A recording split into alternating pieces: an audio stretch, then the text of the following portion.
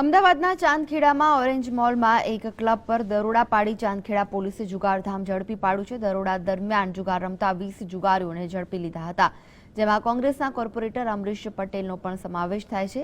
એટલું જ નહીં, કોર્પોરેટર પોતે જ આ જુગારધામ ચલાવતા હોવાનું લોકમુખે ચર્ચાઈ રહ્યું છે। પોલીસે જુગારીઓ પાસેથી 11,58,000 રૂપિયા રોકડા, 3,40,000 રૂપિયાની કિંમતના 21 મોબાઈલ ફોન, 70,000 રૂપિયાની કિંમતના 2 બાઇક સહિત કુલ રૂપિયા 15,68,000નો મુદ્દામાલ કબજે કર્યો હતો। પોલીસના દરોડાના પગલે ક્લબમાં નાસભાગ મચી ગઈ હતી। કોર્પોરેટર સહિતના મોટા માથાઓએ કાયદેસરની કાર્યવાહી નહીં કરવા પોલીસ ઉપર અસહ્ય દબાણ લાવવાનો પ્રયત્ન કર્યો હતો, પરંતુ પોલીસ ટસથી મસ થઈ ન હતી અને તમામ જુગારીઓને ઝડપી લીધા હતા।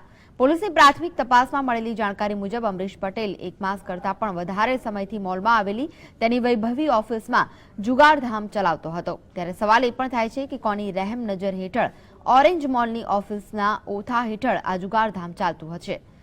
હાલ તો પોલીસે તમામ વિરુદ્ધ કાયદેસરની કાર્યવાહી હાથ ધરી છે અને વધુ વિગત તપાસ બાદ જ બહાર આવશે।